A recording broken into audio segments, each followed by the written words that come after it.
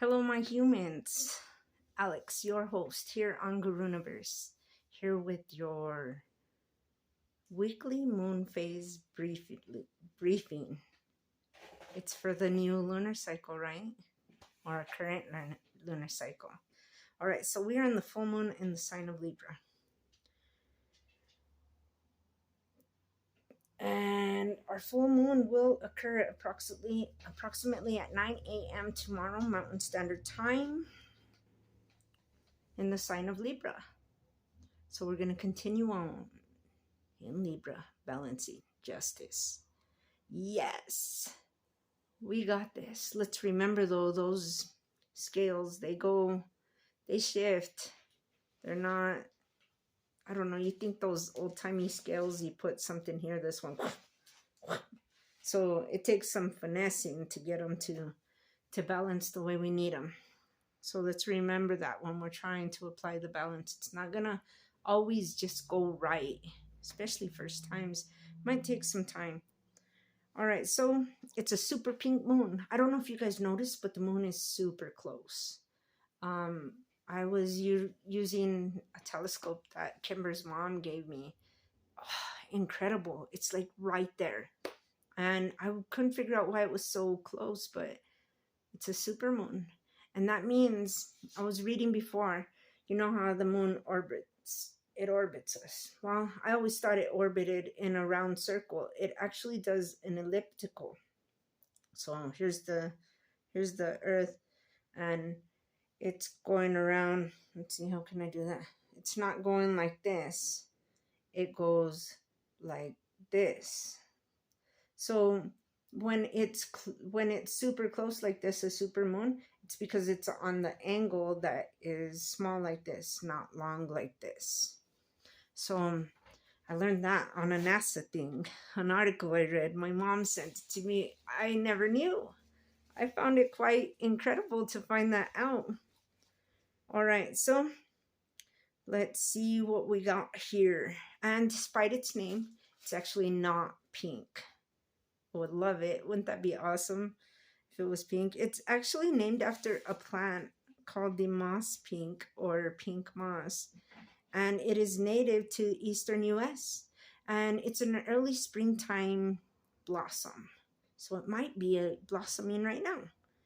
Maybe I can get a picture and share it on here for you guys.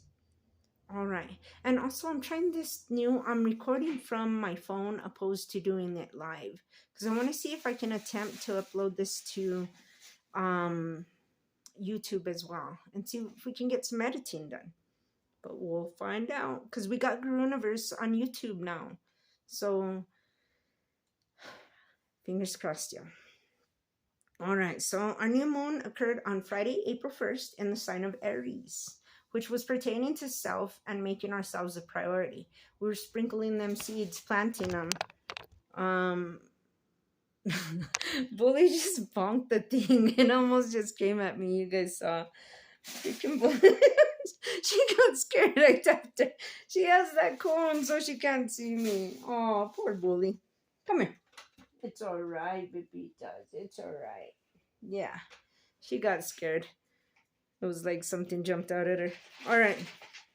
Which was pertaining to self and making ourselves a priority. Giving us that much needed time for self. After the astrological year ended, we're beginning again. It's time to focus on self so that we can be the best versions of ourselves that we can. And let's see, it helped us realize that putting ourselves first is necessary for us to be at our optimal. Also recognizing, as Lee Bauckham says, we are our most important tool. We got to take care of ourselves first, because otherwise we're not going to be any good. And we could end up becoming a casualty. Put that oxygen mask on us first. And then help the others around you put theirs on. And that's the other thing. We help them put it on. We don't try and fix everything for them, even though I'm so guilty of doing that. Try to fix everything for everyone around me. Then I get all frustrated, and because I can't get them to do what I want them to, or to like, just look and do it this way. It doesn't work that way. And even when we're like that, it doesn't work that way for us. So, but it takes time to try to figure that out and develop new habits, right? New ways of handling things. All right. So this makes it more sustainable so we don't end up a casualty, as I said before, a casualty. So we planted those seeds, and come harvest tomorrow, come the full moon tomorrow, we're going to harvest and give gratitude for our seeds that blossom. Oh my goodness, what will come? I said, now this confuses me. We planted seeds for self and will harvest relationship, partnership. Okay, so I went and I did some research, right? Okay, first of all, I started noticing about 3 moon cycles back, our new moon is in the opposite sign of our full moon. Now, how does that work? I am barely realizing this, you guys, and I tried to do some research yet. I couldn't find anything that was exactly what I needed. So I will keep looking at it, see if I can get some answers for you guys. For the meantime, I'm going to share my theory of how this works, and we'll keep examining it as each new and full moon occurs. All right. So let's see. Here's my theory. If we plant seeds of self, caring for self, well, then by default, relationships benefit. Because we took proper care of ourselves, as mentioned before, also healthier relationships would blossom. I think that's not supposed to be also. My prompter has typos, y'all. All right, so let's see how this goes. We plant seeds of self, caring for self first. Then by default, relationships benefit. Because we took proper care of ourselves, as mentioned before. There we go. I did have it right. I wrote it right, you guys. Sometimes what's here doesn't always come out in my words. Okay. The way I want them to. Just like in that moment. All right. So, okay. Ourselves. That wasn't the part I got tripped up on. This is. Okay. So, took proper care of ourselves, as mentioned before. And also, healthier relationships would blossom. So, as mentioned before, we took proper care of ourselves, as mentioned before. So, therefore, healthier relationships will blossom. I did have a typo. All right. I knew what I meant in here, but... All right. So, you know, look at this. In situations, I know for me, I'm a problem solver. And people are flustered or feeling a certain way. I can see it by body demeanor, or I get this feel, energy, however you want to name it, that they're not feeling so well. Being an empath, people get that. I'm sure other empaths get it. Okay, so I tend to want to fix that for them. And I can't fix that for them because I need to be more with, why am I feeling this way around this situation? I can't fix something for someone else, and I could attempt, go run myself ragged trying to figure it out, yet it's external to me. And I'm like stuck between a rock and a hard place type situation. So I need to focus on me. So like by doing that, what I do is I work with my feels process, which I've told you guys about, identifying the emotion and why I feel that way. Not just the surfacing reason, but actually getting deep down into there.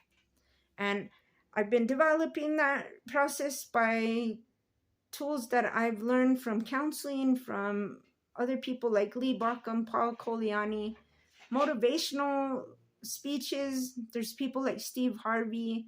There's Jim Carrey who give these motivational speeches. And I've been taking these type of things and developing my own thing. Also, through therapy, I've gotten new tools that I can cope with situations and feelings with. So I take those and apply them.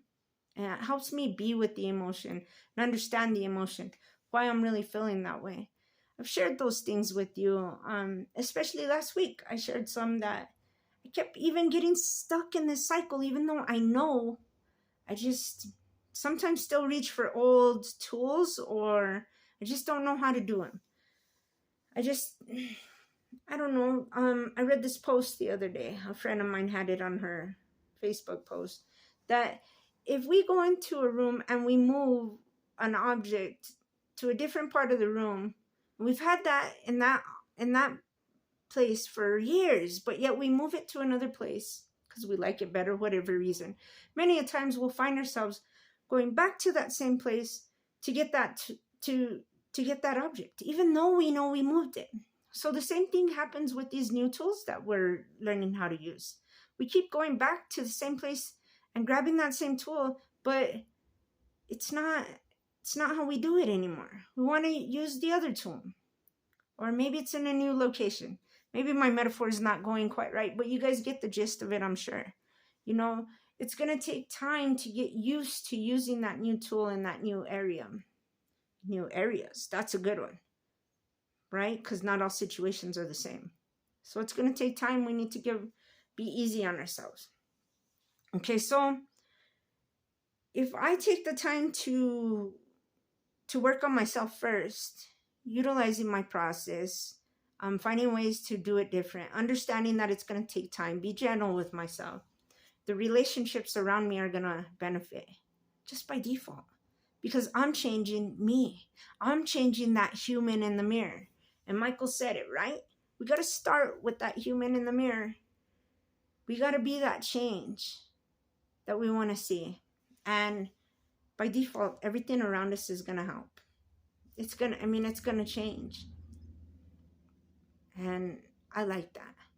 So I look forward to see what kind of seeds or what kind of flowers are going to blossom tomorrow.